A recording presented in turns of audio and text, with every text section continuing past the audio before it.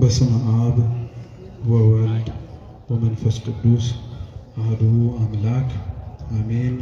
በስመ አብ ወወልድ ወመንፈስ ቅዱስ አሐዱ አምላክ አሜን። በስመ አብ ወወልድ ወመንፈስ ቅዱስ አሐዱ አምላክ አሜን። ክቡራን አባቶቻችን፣ አበው መነኮሳት፣ አባቶች ካህናት፣ ወንድሞች ዲያቆናት፣ ሊቃውንተ ቤተ ክርስቲያን፣ መምህራን፣ ዘማሪያን እንደየማዕረጋችሁ ከሩቅም ከቅርብም የተገኛችሁ የልዑል እግዚአብሔር ቤተሰቦች በወደደን ባከበረን በአምላካችን ፍጹም ሰላም እንደምን ዋላችሁ? እንደምን አመሻችሁ? እንደምን እስከ ሰዓት ደረሳችሁ? ቸርነቱን፣ ምሕረቱን፣ ይቅርታውን በእድሜያችን ላይ ጨምሮ በፊቱ ያሳየነውን የእምነት ማነስ የመግባር ጉድለትም ይቅር ብሎ እንደ ስራችን ሳይሆን እንደ ቸርነቱ ያቆየን የአባቶቻችን አምላክ ልዑል እግዚአብሔር ስሙ የተመሰገነ ይሁን። እንደ እግዚአብሔር ቅዱስ ፈቃድ ከዚህ ሰዓት በኋላ ባለን ደቂቃ ሕያውና ዘላለማዊ የሆነውን የአምላካችንን ቅዱስ ቃል እንማራለን። አምላካችን በጉባኤያችን በመሰባሰባችን መሃል ተገኝቶ እንዲያስተምረን፣ እንዲመክረን፣ እንዲገስጸን ሕያው ዘላለማዊ የሆነውን ቅዱስ ቃሉን መስማት እንድንችል አይነ ልቡናችንን እንዲያበራልን የተዘጋጀ ሕሊና እንዲሰጠን የእርሱ ቅዱስ ፈቃድ ይሁንልን።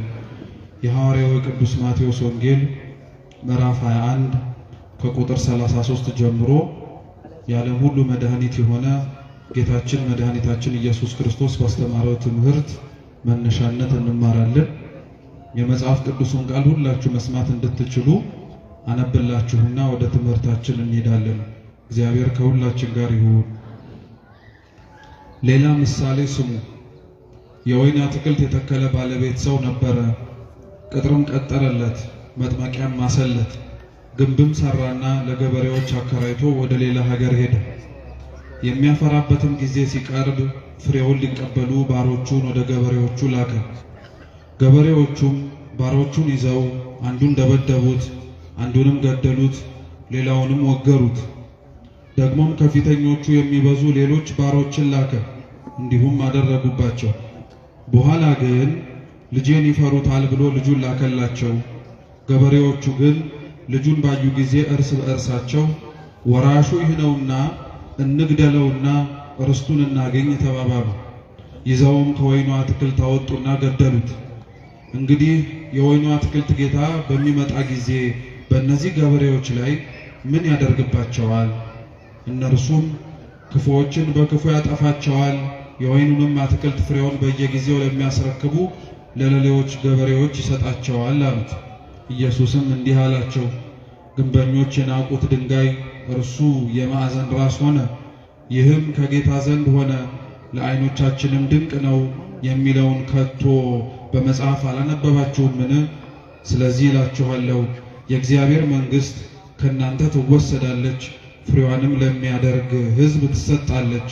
በዚህም ድንጋይ ላይ የሚወድቅ ይቀጠቀጣል፣ ድንጋዩ ግን የሚወድቅበትን ሁሉ ይፈጨዋል አለ ይላል። ስለ ቅዱስ ቃሉ የአምላካችን የልዑል እግዚአብሔር ስም የተመሰገነ ይሁን።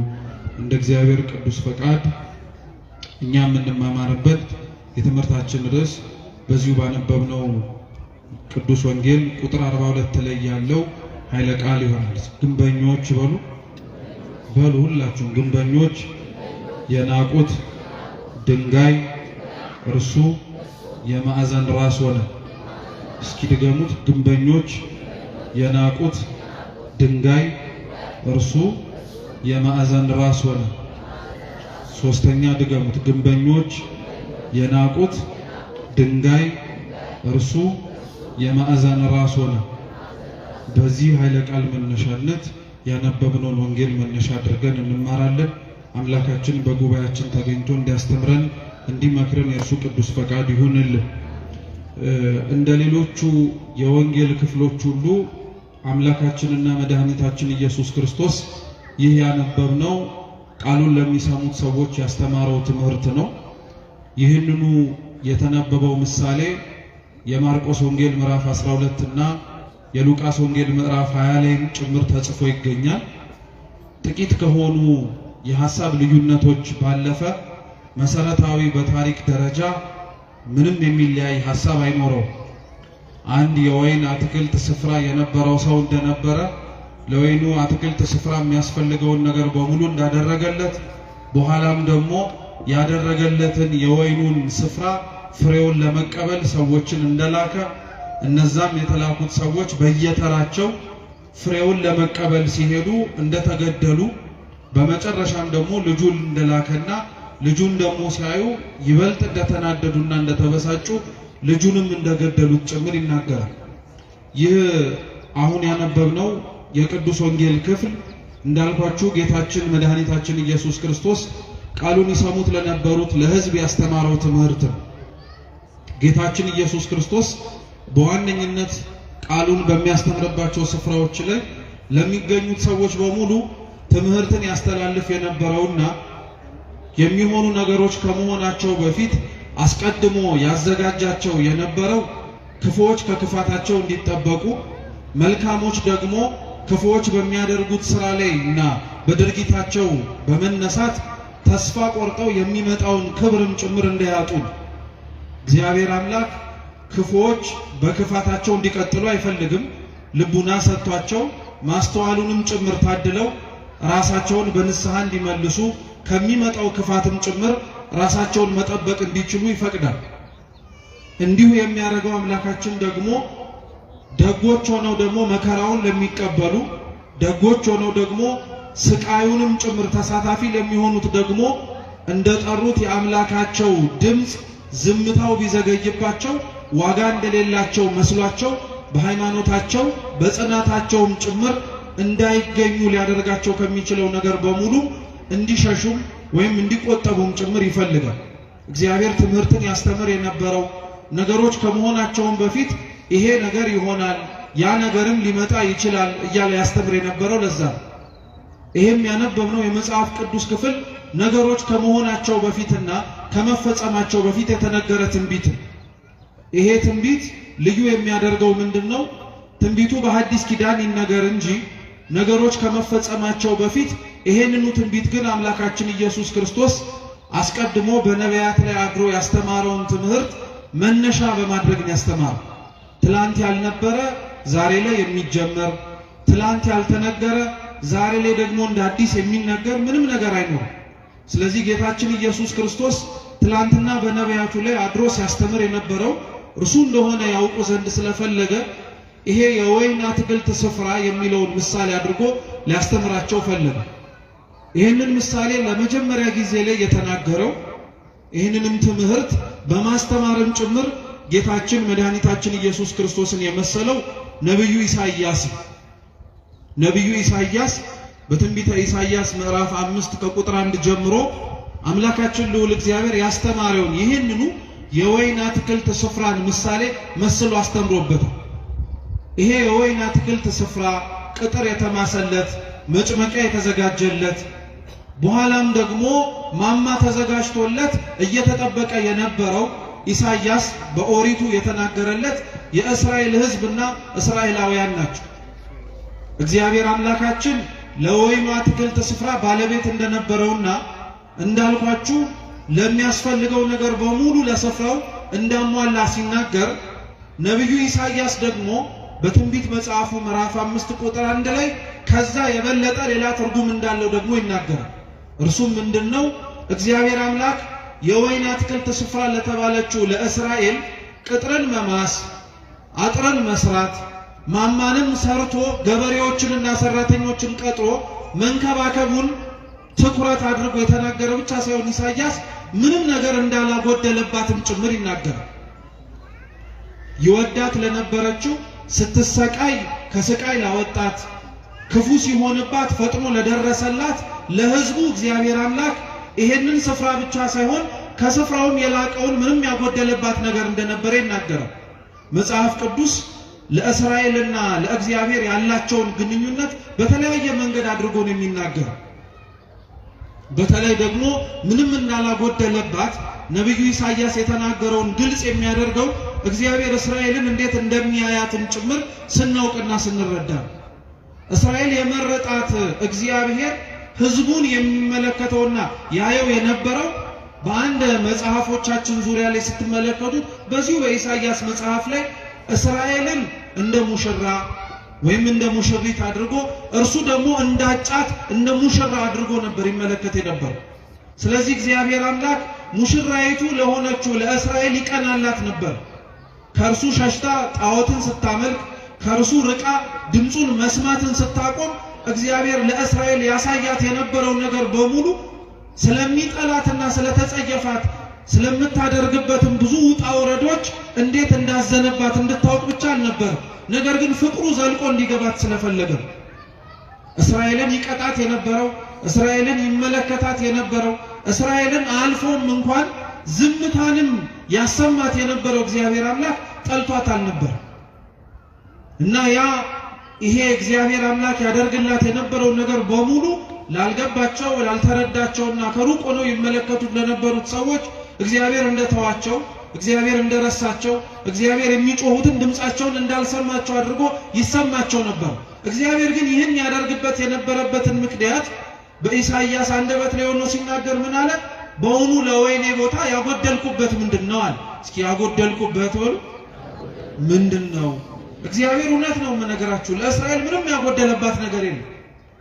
እንኳን ባሪያ ሆና ከነበረችበት ከግብጽ ባርነት ነፃ ማውጣት ቀርቶ ምድራዊ የሆነ እንጀራ እንዳትበላ ከሰማይ መና ወርዶላት የደፈረሰና ንጹህ ያልሆነ ውሃ እንኳን ጠጥቻለሁ አጠጥቶኛል ብላ እንኳን እንዳታመው ከአለት ላይ የፈለቀ ንጹህ ውሃንም ጭምር ሰጥቷታል። በመንገዴ ማንም እንኳን አብሮኝ አልነበረም ብላ ራሷን ወደ ላይ አንስታ እግዚአብሔር ላይ እንዳታጉረመርም ከምድር ስንዝር ከፍ አድርጎ ከፊትና ከኋላ የሚመጡባትን ጠላቶቿን ጠብቆ ነው ሲንከባከባት የነበረው። ይህንኑ እንዲህ ያደረገላትን እግዚአብሔር ነው ራሷ እስራኤል ደግሞ ተነስታ የጎደለባት ይመስል ብዙ ነገርም ላይዋ ላይ አመጽ ያነሳችው እግዚአብሔር ነው እና እግዚአብሔር ለእስራኤል ምን አጎደልኩባት ብሎ እንደሚናገረው ሁሉ ኢሳይያስ የተናገረውን መልሶ እርሱ አምላካችን ኢየሱስ ክርስቶስ ሲራመድና በመሬት ላይ ሲያስተምር ያንኑ ትንቢት አንስቶ ሊያስተምራቸው ፈለገ። ለአንድ ሰው የወይን አትክልት ስፍራ ነበረው ወይም የወይን አትክልት ስፍራ የነበረ ባለቤት ነበራል። ቅጥር መቀጠር፣ መጭመቂያ ማዘጋጀት ከዛም አልፎ ደግሞ ማማ መዘርጋት ለአንድ ለወይን አትክልት ስፍራ የሚያስፈልጉ ነገሮች ናቸው። መቼም አንድ ሰው ገበሬም እንኳን ሆኖ ዘር የሚዘራው መሬቱ መቀበል እንደሚችል ዘሩን ለማሳየት እርሱም ደግሞ ይቀበላል ብሎ ለመናገር አይደለም። የዘራውን ዘር አጭቦ ጎተራ ለመክተት ከጎተራው ማውጥቶ ቢወድ ሽጦ ሊያተርፈበት አለያ ደግሞ ተፈለገ ደግሞ እንዲበላው እንዲጠጣው። የወይኑ አትክልት ስፍራ ባለቤትም ቅጥር ያቀጠረለት ምንም አይነት ነገር መጥቶ ፍሬውን እንዳያጨናግፍበት፣ መጭመቂያ ያዘጋጀለት ወይኑ ሲደርስ አገልግሎቱ ተጨምቆ እንዲጠጣ ተጨምቆ የወይን ጠጅ መሆን እንዲችል ለማድረግ ነው። እየሰማችሁ ነው። ማማም ያዘጋጀለት ደግሞ ከሩቅ የሚመጣ ጠላትን ወይም ከሩቅ የሚመጣ ቅጥሩን ሊያፈርስበት የሚችል ከወይኑ የፈለገውን ፍሬ ማግኘት እንዳይችል ሊያደርገው የሚችለውን ጠላት መመልከትና ማወቅ እንዲችል ክርስቶስ በጅማሬው ይህንን ያወራ የነበረው ስለ እስራኤላውያን የወይን አትክልት ስፍራ ተብላ የተነገረችው እስራኤል ናት። ቅጥር መቀጠር የተባለው እስራኤልን መጠበቁን መንከባከቡን ለማሳየት ነው። መጭመቂያ ያዘጋጀላት የሚባለው ደግሞ ከእግዚአብሔር የተቀበለችውን የሰጣትን ነገር በሙሉ ፍሬ ልታፈራበት የምትችለውን መጠቀም የምትችልበትን መንገድ ሰጣት። ቤተ መቅደስን ሰጣት፣ ታቦትን ሰጣት፣ ካህናትን ሰየመላት። መቅደስ አዘጋጅቶ መግባት መውጣት እንዲችሉ እነሱም ተሳታፊ መሆን እንዲችሉ መስዋዕት የሚያቀርቡበትንም ስርዓት ሰጣት። ቅጥር አዘጋጀላት አልኳችሁ። መጭመቂያ አዘጋጀላት፣ ማማም ጭምር ሰራላት። ማማው ከሩቅ የሚመጣ ጠላትን ለማወቅ እንዲረዳ ሁሉ መጽሐፍትን ሰጣት ማለት ነው። ነቢያትን አስነሳላት። ከሩቅ የሚመጣውን ክፉም ይሁን ደጉን መስማትና ማወቅ እንዲችሉ አዘጋጃቸው። ይሄ የተደረገለት ይሄ የተፈጸመለት ቦታ እንዳልኳችሁ በጅማሬው እስራኤል ናት። እስራኤል ግን ለዚህ ለተደረገላት ነገሩ አጸፋውን የመለሰችውና ለእግዚአብሔር ያሳየችው ግብረ መልስ ግን እንዴት ነበር? ሲነበብ እንደሰማችሁት ቅዱስ ወንጌሉ የወይኑ ስፍራ ባለቤት ወይኑ የሚያፈራበት ጊዜና ወቅት እንደደረሰ ስላወቀ ሰራተኞቹን ላካ።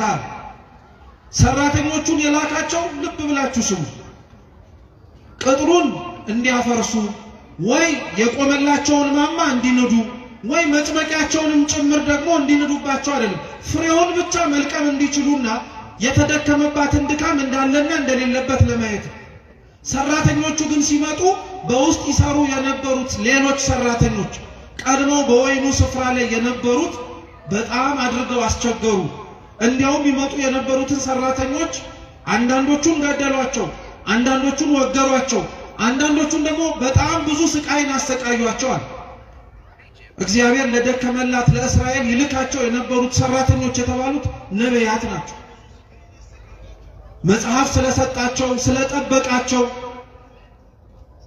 በእግዚአብሔር መቅደስ ውስጥ በረከትንና ፍሬን ማግኘት የሚችሉበትን መጠቀም የሚችሉበትን ነገር በሙሉ ስላደረጋቸው እግዚአብሔር ይሄ ይበቃቸዋል ብሎ አልተዋቸው እግዚአብሔር እንዲህ አይነት አምላክ ነው እኛ ለልጆቻችን በየትኛውም ጊዜ ላይ ዛሬ ስለለበሱ ይበቃቸዋል ጠግበው ስላደሩ ነገ ያስፈልጋቸውም አንልም እንዲያውም የበለጠውን ነገር እናደርግላቸዋለን እግዚአብሔርም ለሕዝቡ እንደዛ መጽሐፍ ስለሰጠ በቅደስ ስለሰራ እንዲሁም ያስፈልገንን ነገር በሙሉ ስለሰጠ በቃ ይሄ ይበቃቸዋል አላለም ነቢያትን ይልክላቸው ነበር ለነቢያት ግን እነዚህ እስራኤላውያን ያሳዩ የነበሩት ግብረ መልስ ግን እንደነገርኳችሁ ገደሏቸው አሰቃዩአቸው ወገሯቸው ይሄንን ሁሉ ነገር አደረጉባቸው ይሄንን ሁሉ ሲያደርጉባቸው ግን ያደርጉት የነበረው ለምንድነው ጥያቄው ልብ ብላችሁ ስሙ እስራኤላውያን ነቢያትን ይገሉ የነበሩት እስራኤላውያን እግዚአብሔርን ቅዱስ ቃሉን የሚያስተምሯቸውን ሰዎች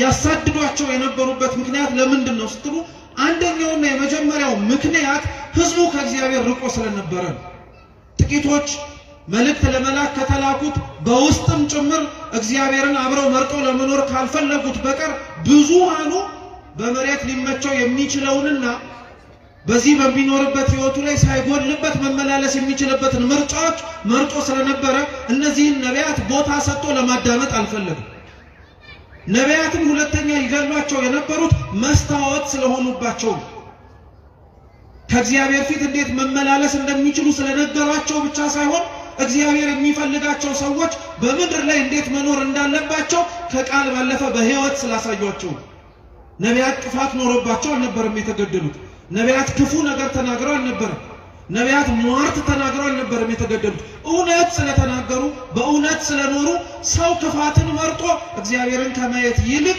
እነሱ ግን እግዚአብሔርን አይተው ደግን ነገር በመምረጣቸው ነበር ዋጋ የከፈሉት የነበሩ ስለዚህ ሁሉ ግን የደረሰባቸው ለነቢያትም ጭምር የተደረገላቸው አቀባበል ምንድነው ከተባለ ድንጋይ ነው ምንድነው ከተባለ መጋዝ ነው ምንድነው ከተባለ ሰይፍ ነው ለዛ ነው ቅዱስ ጳውሎስ ራሱ በሐዲስ ኪዳን ክርስቶስን ስለመምረጣቸው ከእግዚአብሔር ጋር አብረውም ጭምር ለመኖር ምርጫቸው ስላደረጉ አንዳንዶች በፍሩክታ ሌሎችም በበረሃውና በየጉያው በሙሉ ተሰደዱአል ልክ ዘማሪው እንደሚለው ማለት ነው በየገዳማቱ በየበረሃው የሚል መዝሙር አጣው ስለ ክርስቶስ ሲል የተከፈለው ዋጋ የሚከፈለው ሰዎች የሚደርሳቸው ገጸ በረከት ይሄ ነቢያት እግዚአብሔርን ስላሉ ተወገሩ ነቢያት እግዚአብሔርን ስላሉ ተገደሉ ነቢያት እግዚአብሔርን ስላሉ ብዙ ጿቶ መከራ ተቀበሉ እንጂ ክፋት ተገኝቶባቸው አልነበር ነቢያት በዚህ አይነቱ ምክንያት ሲሞቱ በዚህ አይነቱ ምክንያት በራሳቸው ሰው ነው የምላችሁ ሌላ እንግዳ ሰው መጥቶ አይደለም የገደላቸው ሌላ አዲስ የሆነ ሰው መጥቶ አይደለም ደማቸውን ያፈሰሰው እዛው የራሳቸው ሰው አብረው ያደጉ አብረው የበሉ አብረው የጠጡ አብረው ለመትረፍም ጭምር ቃሉን ያሰሙ የነበሩ ክርስትና በነገራችን ላይ በጣም የሚደንቀው እኔነት ስለሌለበት ነው በነገራችን ላይ እኔነት ስለሌለበት ስለተረፍን ወይ ስለተሰበሰብን ወይኛው ራሳችን እግዚአብሔር እንዴት እንደሚገኝ ስላወቅን ስለሌላው ግድ አይሰጥንም አንልም ክርስቲያኖች እንጂ ማን እንደዛ ብንሆን ኖሮ ማን ያሰቃየን ነበር ማን ይገለን ነበር ማን እንደፈለገ ሰይፍ እያነሳ አንገታችን ሊያሳርፍብን ነበር ማንም እንዲሁ ዝም ብንል እንዲሁ ራሳችንና ራሳችን ብቻ ነው እንጂ ለሌላው አይመለከተንም ብንል ምንም አንሆንም ግን እንደዛ እንድንሆን ደግሞ ተብለን አልተጠራንም አልተዘጋጀንም እግዚአብሔር ለዓለሙ ብርሃን እንድንሆን አልጫ ለሆነው ዓለም ጨው እንድንሆን አድርጎ ስላዘዘን ወደድን ጠላንም ለተቀመጥንባት ዓለም ነፍስ መሆን ስላለብን ለምንኖርባት መሬት ከኛ አልፈን ለሌላውም ጭምር እግዚአብሔርን ማየት እንዲችሉ ምክንያት መሆን ስላለብን ስለዛ ብቻ ተብለን እንታረዳለን። አልሆነ በቀር ግን ሌላ ምን ምክንያት የለም። ገዳዮቻቸው ሲሚገሏቸው ነቢያትን ለምን ነበር አልኳችሁ እኮ ራሳቸውን ስለሚያዩባቸው። ሰው ከመስታወት ፊት ቆሞ እድፉን እንደሚያነጻው ሁሉ እውነተኛ ክርስቲያኖች የሰውን ጥላቻ፣ እውነተኛ ክርስቲያኖች ሰው እንዴት ከእግዚአብሔር እንደራቀ ፍንትው አድርገው የሚያሳዩ መስታወቶች ናቸው። የሚጠሉት የሚገፉት የሌላውን ክፋት እንደ ክፋትነቱ የሌላውን ኃጢአት እንደ ኃጢአትነቱ ካሰው ወቅሰው ፈርደው ሳይሆን የሆነውን እንደሆነ ስላሳዩ ሌላ ምንም ነገር ሆኖ አይደለም። ነቢያት እግዚአብሔርን ስለተናገሩ የደረሰባቸው ድንጋይ ከሆነ ነቢያት የደረሰባቸው እግዚአብሔርን ስለተናገሩ ሰይፍና ስለት ከሆነ ዛሬ እዚህ ላይ የምንኖረው ክርስቲያኖች እውነት ክርስቲያን ስንሆን የምንሻለመው ታዲያ ምን ይመስላችኋል? ሌላ ምንም እኮ ሊሆን አይችልም። ስለ ክርስቶስ መሞት ካልሆነ በቀር ሌላ ምንም ነገር ሊደረግ አይችልም። በየትኛው ጊዜ ነው ክርስቶስን ስለሰበኩ በእውነትም ጭምር ከእግዚአብሔር ጋር አብረው ስለኖሩ ተብለው መሬት የተሸለሙ ቤት የተሸለሙ መኪና እያሽከረከሩ የሄዱ ክርስቲያኖች ነበሩ? እንዲያውም ያንን ነገር የተጸየፉት ነበር እንጂ ነበሩት ሹመት ሽልማቱን የጠሉት ስለ ክርስቶስ ሲሉ ስለከፈሉት ዋጋ መሬታዊ የሆነ ስጦታ ሊሰጣቸው ሲል አንፈልግም፣ ይሄው እግዚአብሔርን ያስረሳናል፣ ጥቅሙ በኋላ ላይ መልሶ እግዚአብሔርን እንድንዘነጋ ያደርገናል ብለው የሸሹ ናቸው እንጂ የኛን ኗኗር ግን እውነቱን ስትመለከቱት ስለኖርነው ክርስትና ወይም ለመኖር ስለሞከርነው ክርስትና ዋጋውን ብድራቱን እንዲሁም ደግሞ ገጸ በረከቱን መካፈል የምንፈልገው ከፊት ለፊታችን ስለሚመጣብንና ስለሚደረግብን መከራ አይደለም። ታውት መከራው ቀርቶ መከራ መስማት እንኳን አንፈልግም። እኛ ቢቻል ብንዘምር፣ ቢቻል ብናጨበጭብ፣ ቢቻል እልል ብንል፣ ቢቻል የደረሰባቸውን ሰዎች ደረሰባቸው ብለን እንዲሁ ዝም ብንል ጥሩ ነበር።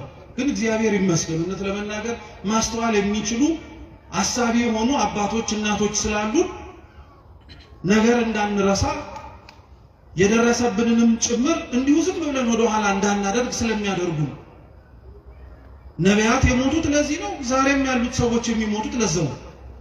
ነቢያቱ መገደላቸው፣ ነቢያቱ መሞታቸው የወይኑ የባለቤቱን ስፍራ ግን ይበልጥ እንደውም ሌሎች መልእክተኞችን እንዲልክ ያደረገው እንጂ ስለገደሉብኝ ብሎ እንዲያስቀምጣቸው አልተገደለም። እየሰማችሁ ነው? ነቢያቱ ስለሞቱበት እግዚአብሔር አምላክ ነቢያትን አልልክም ማለት ነው። የላካቸው የሱ እውነተኞቹ መልእክተኞች ዋጋ ከፍለው ደማቸውን ለሱ ስላፈሰሱ ከዚህ በኋላ ደም መፍሰሳቸው ይቆማል፣ እኔ ማንንም አልልክም፣ የሆኑት እንደሆኑት ይሁኑ ብሎ አልተዋቸው። እንዲያውም ሲገሉ እየላከ ነው። ትምህርት ነው፣ በነገራችን ነው ትምህርት ነው። ላስተዋለው ሰው እግዚአብሔር አምላክ ተስፋ አይቆርጥብንም ማለት ነው። ስላልሰሙ ጆሮዎቻችን፣ ማስተዋል ስላልቻለው አይምሮአችን እየተነገረው ነገር ግን ሰምቶ መኖር ስለከበደው ማንነታችን እግዚአብሔር አምላክ አልተወን። አሁንም ድረስ መስማት የምንችል ከሆነ፣ አሁንም ድረስ መለወጥ የምንችል ከሆነ፣ አሁንም ራሳችንን ማስተካከል የምንችል ከሆነ ሌሎችም ሰዎች እንዲሁ በሌሎችም ሕይወታቸውን ጭምር መማር የምንችልበትን መንገድ ይከፍታል። በመጨረሻ ግን የወይኑ ባለቤት ስፍራ የተባለው አምላካችን ልዑል እግዚአብሔር ግን የላከው ልጁን ምኑን አልኳችሁ? ልጁን የላከው። ነቢያቱን የቀጧቸው ወይ መጀመሪያ የተላኩትን ሰራተኞች የገደሏቸው ሩቅ ስለሆነ ነው ብሎ አሰበላቸው። አይገርማችሁ? ሩቅ ስለሆኑ ማለት ነው፣ ቅርብ ስላልሆኑ አንድም መጥተው ቦታውን ይወርስብናል ብለው ስላሰቡ። ግን እግዚአብሔር አምላክ ስላደረጉት ግፍ በግፍ ስለፈጸሙት ክፋት በክፋት ሊመልስ የሚችል አምላክ አልነበረም፣ አልሆነባቸውም ጭምር። ይሄን ክርስቲያኖች ሁሌም እንምላችሁ እንዳትረሱት ባካችሁ። እግዚአብሔር አምላክ ስለደረሰብንና ስለሚሆንብን ክፋት በሙሉ በቀለኛ ነው ማለት አጥፊ ነው ብቻ ማለት አይደለም።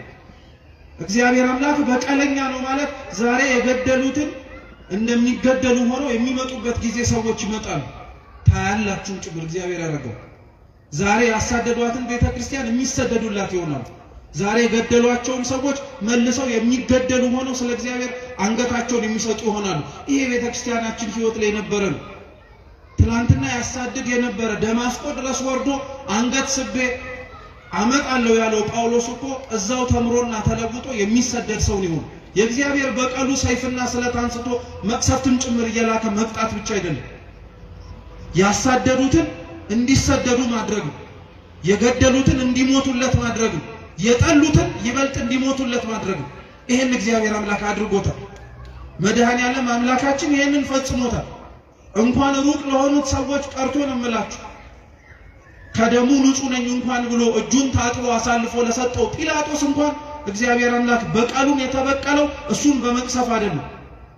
የሞተውና የገደለውን ምክንያት እንዲሆን ያደረገውን ክርስቶስን አምኖት በስሙ እንዲሞት ሰማዕት ነው ያደረገው። በቀልንም ስንመኝ እንዴት ያለውን በቀል መመኘት እንዳለብንም ማወቅ አለብን። ጨካኝ መሆን የለብንም። ዓለም ውስጥ ስንኖር ዓለሙን መስለንም መታየት የለብንም። እንደ ዓለሙ ማስተጋባት የለብንም። ለምዶብን ነው እንጂ ዓለም ለሚደርስባት ችግር ዓለም ለሚደርስባት ማጸፋ በሙሉ የምትመልሰው መግለጫ በመስጠት ነው። እኛም ለመድ ነው። ክፋት ሲደርስብን፣ ነውር ሲደርስብን፣ ግፍ ሲፈጸምብን መግለጫ እንሰጣለን። መግለጫው ክፉ ነው እያልን አይደለም። ነገር ግን ቤተክርስቲያን ስለሚደርስባት መከራ እጆቿን ዘርግታ መፍትሄ ወደሚሰጣት ወደ እግዚአብሔር ነው የምትጮኸው። ከንፈራችንን መጠን እንዲሁ ዝም ብለን አይደለም የምንሄደው። እንባችንን አፍስሰን እግዚአብሔር አምላክ እንዲመለከተን እንማጸናለን እንጂ ዓለም ላይ ስንኖር ክርስቲያኖች እንደ ዓለምማ መሆን የለብን። በልተን ጠጥተን አግብተን ወልደን ልንኖር እንችላለን። ነገር ግን ያንን ሁሉ ስናደርግ ለምን እንደምናደርገው ማወቅ አለብን። እውነቴን እምላችሁ ክርስቲያን መሆናችን ትርጉም አልባ መሆን የለበትም በፍጹም። አሁን እንደዛ ስለሆነ ነው እንጂ ትርጉም አልባ መሆን የለበትም። ቅዱስ ጎርጎርዮስ ክርስቲያኖች በዓለም ሲኖሩ ስለሚያደርጓቸው ነገሮች በሙሉ ሲናገር ምን እንዳለ ታውቃላችሁ? ክርስቲያኖች ለሚኖሩባት ቦታ እንደ ዜጎች ይኖራሉ፣ ግን ስደተኞች ናቸው። ነገርማችሁ ለሚኖሩባት መሬት ዜጎች ናቸው፣ ግን ስደተኞች ናቸው። ስደተኛ ሆኑት ግን መርጠው ነው፣ በሰማይ ስፍራ እንዳላቸው ስላወቁ። ቀጠለ ቅዱስ ጎርጎርዮስ ክርስቲያኖች በምድር ሲኖሩ ይነግዳሉ፣ ያተርፋሉ፣ ይበላሉ፣ ይጠጣሉ። ያን የሚያደርጉት በምድር ስለኖሩ ብቻ ነው። ነገር ግን ሁሉንም ደግሞ ይንቁታል። በቃ ክርስቲያን መሬት ላይ ሲኖር ክርስቶስ በመሬት ላይ ሲኖር ያደረገውን ነገር በሙሉ እያደረገ ለመኖር ራሱን ነው ማዘጋጀት መቻል ያለበት። እንደዛም ሆኖ ነው መሰራትምና ማደግ ያለበት። እንደዛ መሆን እንድንችል እግዚአብሔር ሁላችንንም በቸርነቱ ይርዳል። ስሙን መሸከሙንማ ሁሉንም ተሸክመ ነው። ነገር ግን ግብሩን የከበደን አሁን መኖር እንዳልኳችሁ ነው። እንኳን መከራው ከሩቅ ሆኖ ተሰምቶ ቀርቶ ቅርብ ያለነው ሰዎች እንኳን መስማት አንፈልግም። ያንገሸግሸናል፣ ሰለቸንናል። የሞቱት ሳይሰለቹ አንተ የምትሰማው ትሰለቻለህ? የታረዱት ሳይሰለቹ አንተ እንዲህ የምትመለከተው በስልክ ደከመኝ ትላለህ? ይህ በጣም ከባድ እኮ ነው። በነገራችን ላይ ሌላው ስለ ክርስቶስ መሞት አልደከመው፣ አንተ ስለ ክርስቶስ የሚሞቱትን መስማት ሰልችቶ ሌላው ስለ ክርስቶስ ዋጋ የሚከፍላል፣ አንተ ስለ ክርስቶስ ዋጋ የከፈሉትን ማዳመጥ ደክሞሃል። በጣም ነው የሚያሳዝነው እኮ እውነት። ለስሙ ደግሞ ሰማዕታትን እንዘክራለን እንላለን። የሰማዕታትን ዜና ቤተክርስቲያን የምትዘክረው ስዕላቸውን ስላ ብቻ አይደለም፣ ገድላቸውን እያነበበች እንዴት እንደኖሩም ጭምር በማሰማት።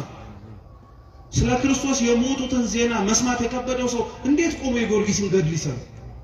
እንዴት ቆሞ የመርቆሬዎስን ገድል ይሰማ? አይችልም በፍጹም። ጊዮርጊስ የሞተለትን መርቆሬዎስ ሕይወቱን የሰጠለትን አምላክ እኮ ነው ዛሬም ድረስም ጭምር ክርስቲያኖች በየቦታው ሕይወታቸውን የሚሰጡለት። የነሱን ዜናማ መስማት እንዲያውም ጥባትን የሚጨምር፣ የነሱን ዜና ማዳመጥማ እንዲያውም ሕይወትን ነው ጭምር የሚያሞቅ። የነሱን ዜና መስማት እንዲያውም ከምንኖረው ከንቱ ሕይወታችን ባለፈ ለካ ሌላ ትርጉም ያለው ሕይወት እንዳለ እንድናውቅ የሚያደርግ። እኛ አሁን የምንኖርበት ዓላማ እውነት የሚያስኖር ይመስላችኋል? እነሱ ግን ሊኖሩበት የመረጡትም ሊሞቱበትም ጭምር የወደዱት ዓላማቸው ጌታችን መድኃኒታችን ኢየሱስ ክርስቶስ ነው። እውነት እግዚአብሔር ስሙ የተመሰገነ ይሁን። ይህን ማየት እንድንችል ራሱ ያደረገ ክርስትና የለም ብለን ደፍረን እንዳንናገር፣ ስለ ክርስቶስ የሚኖሩ ሰዎች የሉም ብለን እንኳን አፋችንን ሞልተን እንዳንናገር የሚያደርገን ብዙ ምክንያት ይሰጣል። ብዙ ምክንያት።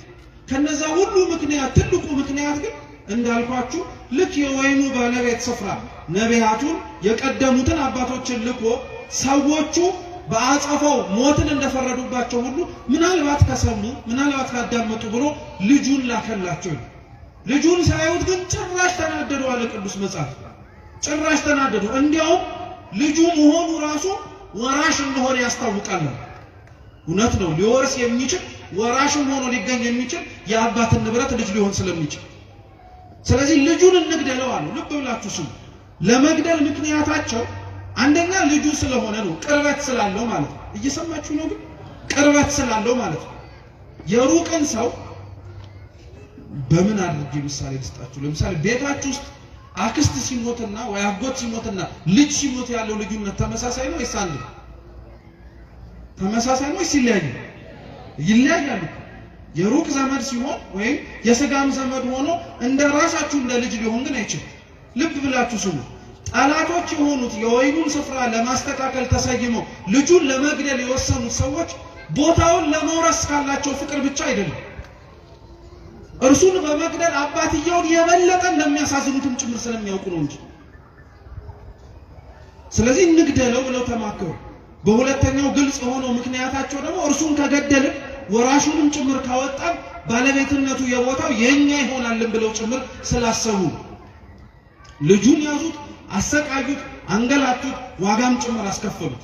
ከነቢያት በኋላ የወይን አትክልት ስፍራ ለተባለች ለእስራኤል ለሕዝብ ሁሉ የተላከው ልጅ የሚባለው ዛሬ በዓሉን የምናከብርለት ቸሩ መድኃኔዓለም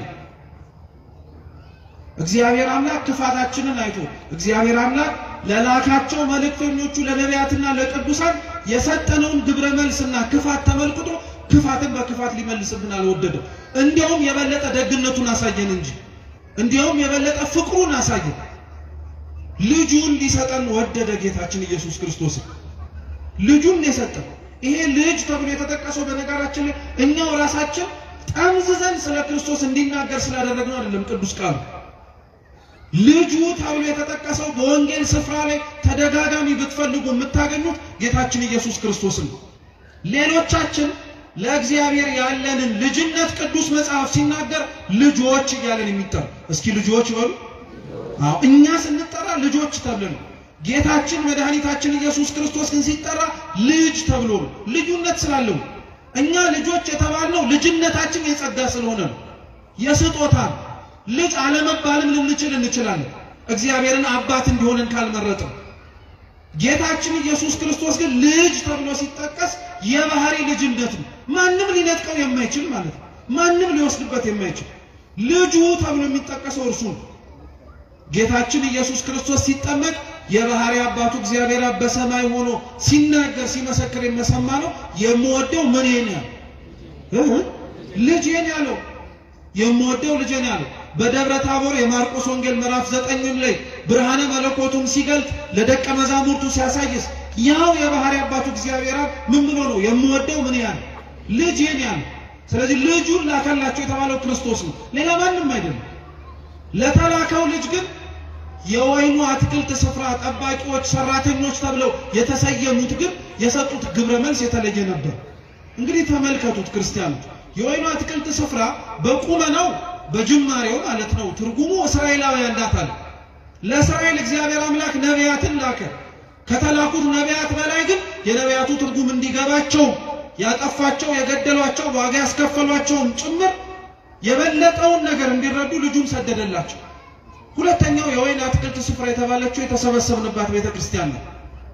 ቅጥር ቀጠረላት ማለት የቤተክርስቲያን ቅጥሯ ስርዓቷ ነው። መጭመቂያ ማሰላት የተባለው በነገራችን ላይ ሰማዕታትን ነው። ታውቃላችሁ? ወይን ፈሳሽን ሊሰጥ የሚችለው በመጭመቂያ ውስጥ ገብቶ ሲጨመቅ ነው አይደለም? ረጉድ ነው አይደለም? ነው፣ ምንም ጥርጥር የለውም። ለቤተ ክርስቲያን አይገርማችሁ? የወይኑ አትክልት ስፍራ ጠባቂ ለወይኑ ስፍራ መጭመቂያ ያዘጋጀላት እንደተባለው ሁሉ ለቤተ ክርስቲያንም መጭመቂያዋ የሰማዕታት ደም እንደሚኖር ማሳያ ማለት ነው። የምንሰማው ቃል እግዚአብሔር የምንሰማው ስብከት እንዲሁ ቃል ብቻ አይደለም፣ ንግግር ብቻ አይደለም፣ ትምህርት ብቻ አይደለም። የሚኖረው ሰው አለ መርጦ የሚኖረው ማለት ነው። እነሱ የሚጨመቁበት እነሱ ተጨምቀውም ጭምር የወይን ዘለላ ምንድነው ፈሳሹን እንደሚሰጠው ሁሉ እነሱም በመከራ ውስጥ በመኖር ደማቸውን በማፍሰስ ለአምላካችን ለመድኃኒታችን ለኢየሱስ ክርስቶስ ምስክር ይሆናል። ቤተክርስቲያን ውስጥ ያለው መጭመቂያው የተባለው ሰማዕታቶች ናቸው ውስጥ የሚኖሩት። ቅጥሯ ስርዓቷ ነው። ማማ የተባለው ጌታችን ኢየሱስ ክርስቶስ ነው። አንድም ማማ ተብለው የሚጠቀሱት ካህናተ ቤተክርስቲያን ናቸው። ስልጣናቸው ከፍ ያለ ሰማያዊ የሆነና ረቂቅ የሆነ ማለት ነው። ለሀገሩ ለእስራኤል ዞሮ ለሚያስተምርባት ስፍራ ምንም እንዳላጎደለባት ቤተክርስቲያን ውስጥም ክርስቲያኖች ምንም አላጎደለባት። ልብ ብላችሁ ስሙ። መከራው፣ ችግሩ፣ ጭንቁ የምንሰማው ክርስቲያን ስለሆነን ብቻ ብዙ የሚደርስብን ነገሮች እግዚአብሔር ያጎደለብን ነገር ኖሮብን አይደለም። ምንም የጎደለብን ነገር የለም። ምናልባት ለዚህች ቤተክርስቲያን የጎደለባት ነገር ቢኖር ቃሉን ሰምቶ የሚኖርላት ሰው፣ ሌላ ምንም የጎደለባት ነገር የለም። ከቅጥርም ከሥርዓትም ሥርዓትን ያላት እናፈርሰዋለን እንጂ እንደፈለግነው ነው። ከአገልጋዮችም አገልጋዮች ነው ያላት፣ ንጹሃን ሆነው ሕይወቷን የሚሰጡላት በደንብ አድርገው የሚኖሩላት። ከመጭመቂያ ውስጥ ያሉ ሰማዕታት ከሰማዕታትም በደንብ ነው ያሉላት፣ ዘወትር ሊሞቱላት አንገታቸውና ሕይወታቸውን የማይሰስቱላት። አልኳችሁ ከቤተ ክርስቲያን የጎደለ ነገር ቢኖር እኛ ነው። እንደተሰበከልን ያልኖርነው፣ እንደተነገረን ያልፈጸምነው፣ እንደምንሰማው ለመኖርንም ጭምር ያልፈቀደንና ያልወደድን ማለት ነው።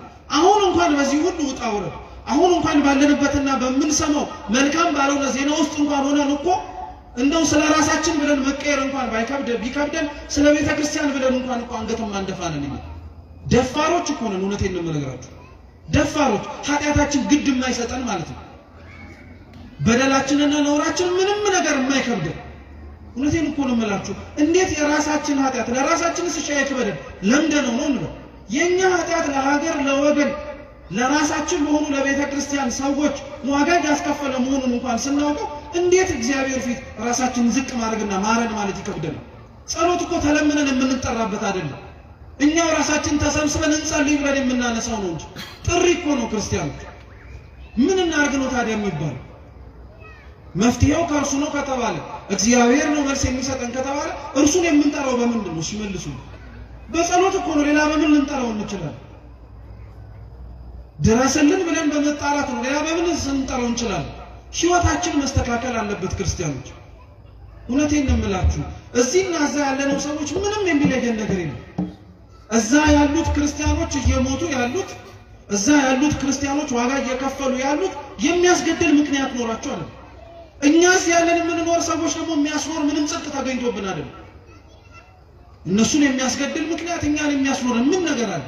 እንደውም ተገላቢጦች ቢሆን ነው እንጂ ዚማ ክፋትን ሊያስነሳብን እኛ ራሳችን ላይ አጸፋው ሊመለስብን የሚችል ብዙ ኃጢአት አለብን፣ ብዙ ክፋት አለብን፣ ብዙ ነውር አለብን። እግዚአብሔር የሚያውቀው ከዛም አልፎ እኛው ራሳችን የምናውቀው ማለት ነው። ቦታ ካለየን በቀር ምን የሚለየን ነገር አለ? መስተካከል ካለብን መስተካከል አለብን ክርስቲያኖች። እውነቴን ነው የምላችሁ። ሁላችን ያጠፋነውን የሳትነውን ያጎደልነውን ይጠቅማል ብለን ነገር ግን በዘለቄታው ቤተክርስቲያኒቷን እየጎዳት ያለውን ነገር በሙሉ እውነቴን ነው የምላችሁ መስተካከል አለብን። በቃ ያፈረስናቸው ሕጎች በሙሉ የናድናቸው ሥርዓቶች በሙሉ ችግር የለም ብለን ገሸሽ ያደረግናቸው የቤተክርስቲያን ሕይወቶች በሙሉ ዛሬ መጥተው ዋጋ እያስከፈሉን ያሉት እነሱ ናቸው። ሌላ ምንም ነገር አይደለም። ክርስቲያን እነሱ ናቸው። የትላንትና ኃጢአቶቻችን ማስተካከል ያልመረጥናቸው እንዲያውም ለምደን ጭራሽ እንደ ሥርዓት እያደረግን ለመኖር የወደድናቸው ዛሬ ዋጋ ያስከፍሉናል። ካላስተካከልናቸው ነገም አያቆምም፣ ነገም ይቀጥልብን። ስለዚህ ቢያንስ እንኳን መፍትሄ እንፈልግ ብለን ቢያንስ እንኳን እናስብ ብለን ቢያንስ እንኳን ከኛ ምን ይጠበቃል ስንል ከኛ ምን ይጠበቃል የሚለው ጥያቄ መልሱ የሚጀምረው ከየግለሰብ ከራሳችን። ከገሌ የሚጠበቅበትን ካላወቅ ካንተና ከኔ የሚጠበቅበትን ልንገር፣ ንስሐ እንግባ፣ ክፋት መስራታችንን እንመን። ለወደቁት ሰዎች ደርሰን ለማንሳት እጆቻችን ባይዘረጉ ሊያነሳቸው ወደሚችል እግዚአብሔር እጆቻችንን እንዘርጋ፣ ልባችንን እንክፈት። ቢያንስ ይሄንን አንድ ሰው ማድረግ ይችላል። ሌላውን ብንተወው ማለት ነው። ልጁን ነደረላቸው፣ ልጁን ላከላቸው፣ ሰደደላቸው። እነሱ ምንም ቁም ነገር አልነበረም። እንዲያውም የምታስታውሱ ከሆነ ነቢያትን ካሰቃዩበት፣ ነቢያትን ከበደሉበትና ነቢያትን ዋጋ ካስከፈሉበት በላይ ክርስቶስን ዋጋ አስከፍለውታል። አሰቃይተውታል፣ ገርፈውታል። በአንድ ፍርደኛ ሊደረግበት የማይገባውን ነገር በሙሉ በአምላካችን አድርገውበታል። መግረፍ ብቻ አይደለም፣ ውሃ እንዲጠማ አድርገውታል። መስቀል አሸክመውታል። ራቆቱን እርቃኑን ሆኖ ኀፍረት እንዲሰማው አድርገውታል። ሰው ሁሉ ማየት እንዲችል፣ ሰው ሁሉ መመልከት እንዲችል በመስቀል ላይ ከፍ አድርገው ሰቅለውታል። እውነተኛ የሆኑ ክርስቲያኖች አድራሻቸው ጎልጎታ ላይ ነው። እውነተኛ የሚኖሩ ክርስቲያኖች የሚታዩት ከመስቀሉ ስር ነው። ስለ አምላካቸው መከራ እየተቀበሉ ማለት ነው። እኔ ክርስቲያኖች ስለ እግዚአብሔር ቢያንስ እንኳን ተምላችሁ ስለ ስሙ መሞት ቢከብደን ስለ ስሙ መኖር እንዴት ይከብደን? ቤተ ክርስቲያን ሆነን እግዚአብሔር ጋር አብረን መኖር የምንችልበት ጥሪ እየተሰማ ቅዳሴ እየተቀደሰ ቅዱስ ቁርባን እየተሰጠ የንስሐ አባቶች ቆመው በቅዱስ ቤተ ክርስቲያን ቅጥር ግቢ ውስጥ እያሉ ሞቱን መጀመሪያ ምን አስመኘህ? መኖሩን እስኪ መጀመሪያ ልመዱ። እኔ ለሃይማኖቴ ሞታለሁ ትላለህ። አረ መኖሩን መጀመሪያ እስኪ ጀምረው። እንዲሁ ዝም ብሎ የሚሞት ይመስላል? እንዲሁ ዝም ብሎ አንገት የሚሰጥ ይመስላል? አይደለም። ክርስቲያኖች መኖር የጀመረ ሰው ነው ለመሞትም ጭምር የሚቸኩል። እኛ እኮ ከሩቅ የሰማነው ሞት ከሩቅ የሰማነው ሰይፍና ስለት እዚህ የሚመጣ እግዚአብሔር ነው የሚያውቀው ማናችን እስከ መጨረሻው ድረስ ልንጸና እንደምንችል። መኖርን ያለመደ ሰው እንዴት ለመሞትም ጭምር ይቸኩላል? አልኳችሁ እኮ ክርስቲያኖች ስለ እግዚአብሔር ለመሞት ከመመኘታችሁ በፊት መጀመሪያ ስለ ክርስቶስ መኖርን መናፈቅ መቻል አለባችሁ። የዛን ጊዜ ላይ ገዳይ እስኪመጣ ማትጠብቁ እናንተው ራሳችሁ ለመሞትም ጭምር ትንደረደራላችሁ። ለምን ይመስላችኋል? ዘመነ ሰማዕታት ሲያበቃ መነኮሳት በረሃውን በሙሉ ያጥለቀለቁት ሰይፍና ስለቱ ሲቀር የሰላም ዘመን መጣ ተብሎ በቆስጠንጢኖስ ሲታወጅ እኮ ደም ስለ ክርስቶስ ማፍሰስ በግድ ቀረ ብለው አገር ሰላም ብለው አልተቀመጡም። ሕይወታቸውን ለክርስቶስ አሳልፈው ስለሰጡ መከራውን ለመሳተፍ እንዲያውም የበለጠ ጭንቅ ወደሚገኝበት ወደ በረሃው እየሸሹ ገቡ እንጂ ሰማዕትነቱ ሲቀር ሰማዕትነቱ እየቀረ ሲመጣ ምንኩስናው እያበበ እየሰፋ መጣ። ምክንያቱ ይሄ ነበር፣ ስለ ክርስቶስ መኖርን መናፈቅ ማለት ነው። ልጁ የሞተላቸው ልጁንም ጭምር እንዲሞት ከመላኩ በፊት መጀመሪያ እኮ ክርስቶስ አብሯቸው እንዲኖር ነው የተደረገ። እየሰማችሁ ክርስቶስ ከመሞቱ በፊት አብሯቸው ነበር አልነበር? ስንሞትም ስለ እግዚአብሔር ብለን መሞት መቻል አለብን። በቃ እንደዛ መኖርን ነው መናፈቅ መቻል አለብን። ልጁን ሰደደላቸው። የሰደዳውን ልጅ ደግሞ እንዳልኳችሁ ክርስቶስን ይበልጡኑ መከራ በዙበት፣ ይበልጡኑ ስቃይ ያበዙበት። ስለዚህ ምን ይደረጋል አላቸው። ጠያቂውን መልሶ ለራሳቸው ይጠይቃቸው። በነገራችን እንግዲያውስ እግዚአብሔር የኛን ከንቱነት አይቶ ቤተክርስቲያንን አይወስድብን። ተርፋማነታችን እስከየት ይመጣል? እሷ ከሄደች እኛንም አይነቅለን። በሌላ ቦታ ፍሬያማ ልንሆን አንችልም። በዚህ ሳምንት ከግንቦት 23 ጀምሮ እስከ ፊታችን እሑድ ቤተክርስቲያን ስለ መንፈስ ቅዱስ ነው የምታስተምር፣ ስለ ፍሬያማነት ማለት ነው። እግዚአብሔር በሕይወታችን ውስጥ ሲኖር ስለሚታይባቸው ነገሮች ማለት ነው። የወይኑ አትክልት ስፍራ ላይ የተተከሉት በሙሉ ፍሬያማ ሊሆኑ ግድ ነው። ቤተክርስቲያን ውስጥ ያለ ሰው በሙሉ ፍሬ ሊኖረው ግድ ነው። ስለ ክርስቶስ መሞትን መኖርን ብቻ አይደለም ትዕግስት ሊኖረው ግድ ነው። እግዚአብሔር እኛን በታገሰ ልክ እኛም እሱን መታገስ አለብን፣ መለመን መቻል አለብን። እውነቴን የምላችሁ ክርስቲያኖች እኛ በሕይወታችን ስንኖር ኃጢአት ስንሰራ በቅጽበት ያላጠፋን አምላክ እኮ ነው ዛሬ ስንጠራው ዝም አለ ብለን ደግሞ የምናጉረመርምበት። አንተ ስትጠራው ቶሎ መልስ ቢሰጥህ ማለት እኮ በተገላቢጦሽ ሳጠፋን በዛው ቅጽበት አጥፋኝ እንደማለት እኮ። ስለ ኃጢአት የታገሰ እግዚአብሔር ጸሎታችንንም እየሰማ ዝም ያለበት ምክንያት አለ። አቅም አንሶት አይደለም፣ ክብር ይግባውና እንደዛም ተብሎ አይነገርለት። እውነቴን ነው የምላችሁ ክርስቲያኖች ይህ ታሪክ ላይ ራሱ ቅዱስ ጎርጎርዮስ ሲያስተምር ምን ይላል መሰላችሁ? ለአንዳንዶች ይላል ለአንዳንዶች በተለይ የወይኑ ባለቤት ስፍራ እግዚአብሔር መሆኑ እግዚአብሔር እንደመሆኑ ሁሉን አዋቂነቱን ቅዱስ ጎርጎርዮስ ሲናገርና ይጠይቃል። ይሄንኑ ጥያቄ እናንተን ልጠይቃችሁ እየሰማችሁ መሆኑን ማወቅ ስለምፈልግ የተላኩት ሰራተኞቹ ከመላካቸው በፊት እንደሚሞቱ እግዚአብሔር ያውቃል አያውቅም? መልሱ እንጂ በሚገባ ደግሞስ ሲልክ እንደሚሞት ያውቃሉ አያውቅም? ያውቃል እሱ። እሺ ጥሩ። ልጁንስ ሲልክ ለልጁ እንደማይመለሱና የባህሪ ልጁ ጌታችን ኢየሱስ ክርስቶስን እንደሚገድሉትና እንደሚሰቅሉት ያውቃል አያውቅም? ለምን እያወቀ ይሄንን አደረገው ነው ጥያቄ። አቅም ስለሌለው ነው አይደለም። ወደፊት የሚመጣውንስ ነገር ስለማያውቅ ነው አይደለም። ያውቃል አላችሁ፣ ያውቃል፣ እውነት ነው። እግዚአብሔር አምላክ አቅም አንሶት አይደለም። ክፋት የሚሰሩ ሰዎች ክፋት ከመስራታቸው በፊት የሚሰሩትን ክፋት ያውቀዋል ጠብቆ፣ በደንብ አድርጎ ነው የሚያውቀው። ዝም የሚለው ክፋቱን የሚቀበሉት ሰዎች አንደኛ ከክርስቶስ ጋር በሞት ሕይወታቸውን እንዲያሳምርላቸው ለቤተ ክርስቲያን ዘወትር ማኅፀነ ለምለም ሆና ሰማዕታትን እንደምትወልድ እንድናውቀው ነው። ለኛ ክፋት የሚሰሩትን ሰዎች ክፋታቸው ውስጥ እያገባ ወደ ኋላ የማይመልሳቸውም አይደለም። አንዳንዴ ያረጋዋል እግዚአብሔር፣ ሌላውን ጊዜ ላይ ዝም ሊል ይችላል እግዚአብሔር። ዝም የሚለው ግን አልኳችሁ አቅም አንሶት አይደለም። ክፋቶችም የሚሰሩት ልክ ደግ እንደሚሰሩት ነፃ ፈቃድ አላቸው። ይሁዳ ክርስቶስን አሳልፈው እንደሚሸጠው ጠንቅቆ ያወቀ አይደለ እንዴ? ምን ሲያደርግለት የነበረው? ዝም ብሎ ታግሶት አልነበረ? አሳልፎስ እንዳይሰጠው ምልክትስ እየነገረው አልነበረ? ተው እያለ እየተናገረ አልነበረ? ተናግሮታል እኮ በተደጋጋሚ። ይሁዳን እንዳይሸጠው፣ ይሁዳ ክፋት እንዳይሰራ፣ ይሁዳ ኃጢአት እንዳይሰራ በደንብ አድርጎ ደጋግሞ ነግሮታል። ነፃ ፈቃዱን አልገፈፈም። ዛሬም ክፋት የሚሰሩትን ሰዎች ክፋታቸውን እያወቀ እንዳይሰሩት ይናገራል እግዚአብሔር። አልሰማም ካለ፣ አላዳምጥም ካለ፣ አሻፈረኝ ካለ ግን በኋላ ላይ የሚመጣውን ደግሞ በጸጋ መቀበልም ግዴታ አለበት። እግዚአብሔር አምላክ የቁጣውን በትር አንስቶ እርሱም ደግሞ መልስ ይሰጣል ካለ ለማዳመጥ ዝግጁ መሆን መቻል አለበት ማለት ነው። ክርስቶስ ከዛ በኋላ ይሄንን ሲነግራቸው አይ የወይኑ አትክልት ስፍራ መነጠቅ አለበት፣ ሰራተኞቹ መለወጥ አለበት ብለው ራሳቸው በራሳቸው ላይ ፈረዱ። እኛም ሆነ ራሳችን ላይ ለመፍረድ እግዚአብሔር በቸርነቱ ይርዳል።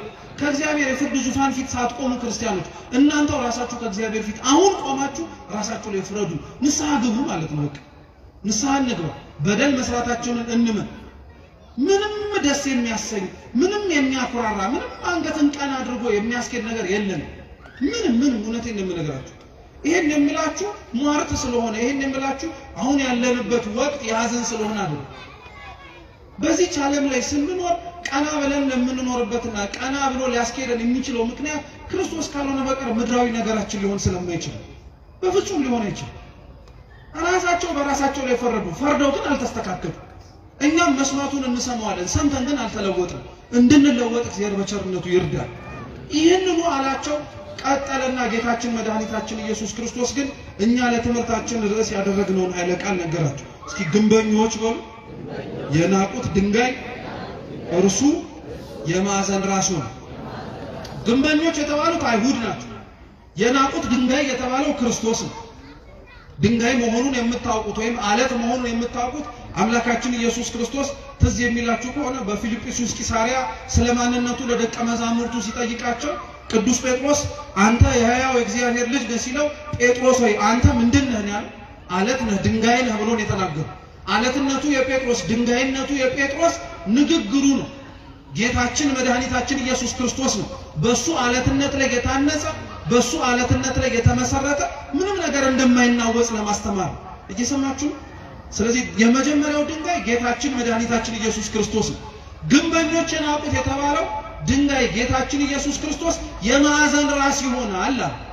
ምን ማለት መሰላችሁ? እነሱ የገፉት፣ እነሱ የናቁት፣ እነሱ የሰቀሉት፣ እነሱ ከፊት ለፊታቸው ያባረሩት ጌታችን ኢየሱስ ክርስቶስ ትልቁንና ዋናውን ስፍራ ይዛል። በጣም ነው የሚደንቀው። ቅዱስ ባስልዮስ ዘቂሳርያ እቺኑ ቃል ሲተረጉም ምን ይላል መሰላችሁ?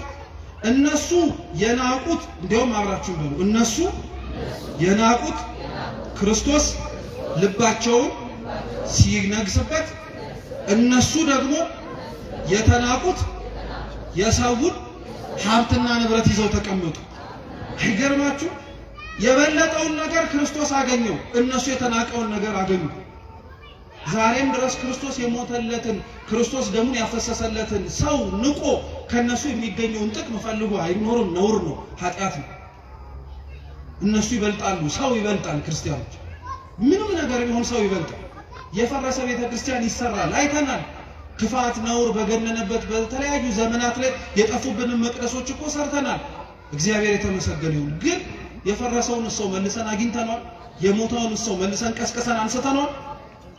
አያችሁ፣ ሰው ይበልጣል ማለት ነው። ሰው ከፍ ያለ ትርጉም አለው ማለት ነው። ሰው ከፍ ያለ እኛ ልንረዳው ያልቻልነው በምን አይነት ሁኔታ ራሱ እግዚአብሔር እንድንረዳው ሊያደርገን እንደሚችል ጥያቄ ራሱ ሊፈጥር በሚችል መልኩ የበለጠ ትርጉም እንዳለው ማወቅ መቻል አለብን። ግንበኞች የናቁት ጌታችን መድኃኒታችን ኢየሱስ ክርስቶስ፣ አይሁድ የናቁት እርሱ መሰረታዊውና ትልቁ ነገር ይሆናል። እውነት ነው። እነሱ የናቁት ክርስቶስ፣ እነሱ የገፉት አምላካችን መድኃኒታችን ኢየሱስ ክርስቶስ ትልቅ ሆነ፣ ገነነ፣ ሰፋ። ገደልነው ሲሉ በሕይወት ኖረ፣ አጠፋነው ሲሉ ጭራሽ ገነነ።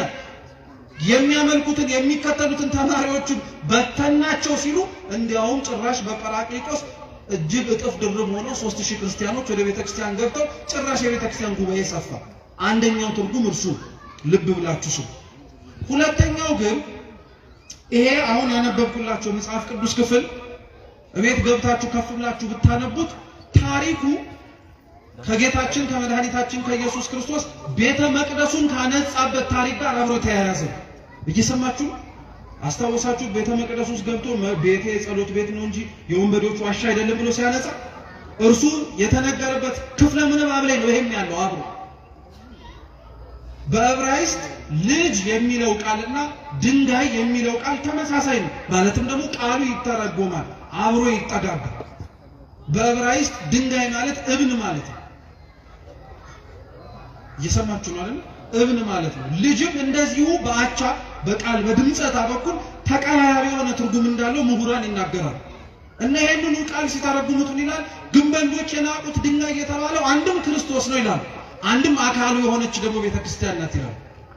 እየሰማችሁ ነው?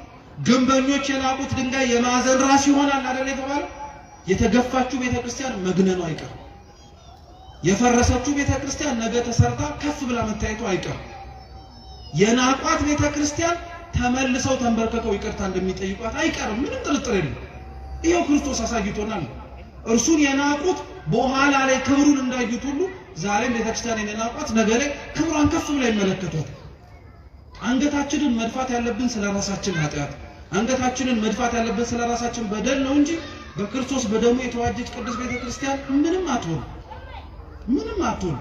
ትላንትና የነበሩት ያሰቃዩት ያንገላቷት ዋጋ ያስከፈሏት በሙሉ የሉም። ዛሬ እርሷ ናት ያለችው። ዛሬም ድረስ ቤተክርስቲያን ውስጥ ያለን ሰዎች ማወቅ መቻል ያለብን ይህንን ነው። ክርስቲያን ያ ማለት ግን ቸልተኛ፣ ያ ማለት ግን ለዘብተኛ፣ ያ ማለት ግን እንቅልፋ መሆን አለብን ማለት አይደለም። መጸለይ አለብን፣ መበርታት አለብን፣ መጠንከር መቻል አለብን። ቤተክርስቲያናችንን ችግር ደርሷል ኑ ድረሱ ተብሎ ደውል እስኪደወልልን መጠበቅ የለብንም። ይሄው የተሰበሰበው የማታ ጉባኤ ህዝብ ነገ በቅዳሴው ደግሞ ተሰብስቦ ቅዱስ ሥጋውን ክቡር ደሙን እየተቀበለ መገኘት መቻል አለበት። ያኔ ቤተክርስቲያን አለች ይባል፣ ያኔ ቤተክርስቲያን እየሰራች ነው እየተገኘችም ነው ይባል። ስለዚህ የተናቀችው ቤተክርስቲያን ሁሌም ተንቃ አትቀርም። የተገፋው መድኃኒታችን ኢየሱስ ክርስቶስ በምእመናን ልብ ላይ እንደነገሰው ሁሉ ባሳደዷት ልብም ላይ ቅዱስ ቤተክርስቲያን ነግሳ የምናይበትን ዘመን አምላካችን ቅዱስ እግዚአብሔር ቅርብ ያድርግልን። የሰማነውን በልቡናችን ሰሌዳ ይጻፍልን። አምላካችን መድኃኒታችን ኢየሱስ ክርስቶስ በሀገራችን በሚቀበሉት ስለ ክርስቶስ ሲሉ ስለሚሞቱት ወገኖቻችን